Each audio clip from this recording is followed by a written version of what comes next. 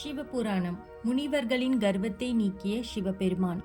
தாங்கள் அனுப்பிய புலியை பிச்சாண்டர் கொன்றதை அறிந்த முனிவர்கள் இம்முறை ஆக்ரோஷம் அல்லாத மென்மைத்தனம் உடைய மானை உருவாக்கி அதில் அசுர குணத்தை நிறுத்தி பிச்சாண்டரை நோக்கி ஏவினார்கள். தன்னை நோக்கி வரும் இலகிய உருவம் கொண்ட ஆனால் அசுர குணத்தோடு வந்த மானை எம்பெருமான் மழுவாக தரித்து கொண்டார். பின்பு தாருக்கா முனிவர்கள் கடும் விஷம் கொண்ட பாம்பினை ஏவினார்கள். அதை தம் அணிகலன்களாக அணிவித்துக் கொண்டார் சிவபெருமான்.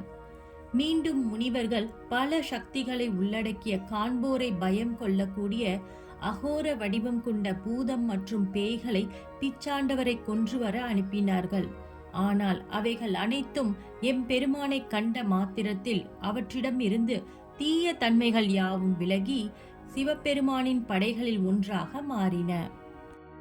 பல தீய செயல்களை செய்யக்கூடிய பல மந்திரங்களை எம்பெருமானை அழித்து வர அனுப்பினார்கள் தாருக்காவனத்து முனிவர்கள். அவை யாவற்றையும் சிலம்பாக மாற்றி தமது காலில் அணிந்து கொண்டார் சிவபெருமான். இவ்விதம் தாங்கள் அனுப்பியவற்றை அழித்த அந்த பிச்சாண்டரின் பலத்தை முற்றிலும் அழிக்கும் விதத்தில் யாகத்தில் இருந்து மிகப்பெரிய தீய சுவாலைகளுடன் கூடிய அனலையும் அதனைத் தொடர்ந்து தாங்கள் கற்றுணர்ந்த வேதங்கள் மற்றும் ஞானம் யாவற்றையும் முழுவதுமாக பயன்படுத்தி முயலகன் என்ற அரக்கனை உருவாக்கி அவனை பிச்சாண்டரை கொல்ல ஏவினார்கள் தாருக்காவனத்து முனிவர்கள். தன்னை நோக்கி வந்த தீய சுவாலைகளை கையில் ஏந்திய வண்ணம் அங்கு வந்த முயலகனை தனது காலடியில் கிடத்தினார் சிவபெருமான். முயலகனை அவருடைய பாதத்தில் கிடத்திய போது தாருக்காவனத்து முனிவர்களின் மனதில் தாங்கள்தான் உயர்ந்தவன் என்ற கர்வம் நீங்கியது. ஏனெனில் தங்களை மிஞ்சிய சக்தி கொண்டவர் இறைவன் என்பதை அவர்கள் உணர்ந்தனர். பின்பு தாங்கள் செய்த செயலை மன்னித்து எங்களை காக்க வேண்டும் என்று வேண்டினார்கள். அவ்வேளையில் அருகில் இருந்த நந்திதேவர் மத்தளம் உடுக்கையை கொண்டு இன்னிசை எழுப்ப மோகினி உருவம் தரித்த திருமால் அங்கு புல்லாங்குழல் வாசிக்க எம்பெருமான் அங்கே ஆனந்த தாண்டவம் ஆடினார். அதை கண்ட தாருக்காவனத்து முனிவர்களும் காண கிடைக்காத இந்த தாண்டவத்தை கண்ட திருமாலும் மட்டற்ற மகிழ்ச்சி அடைந்தனர். எம்பெருமானும் அவர்களின் பிழையை மன்னித்து ஆசி கூறினார்.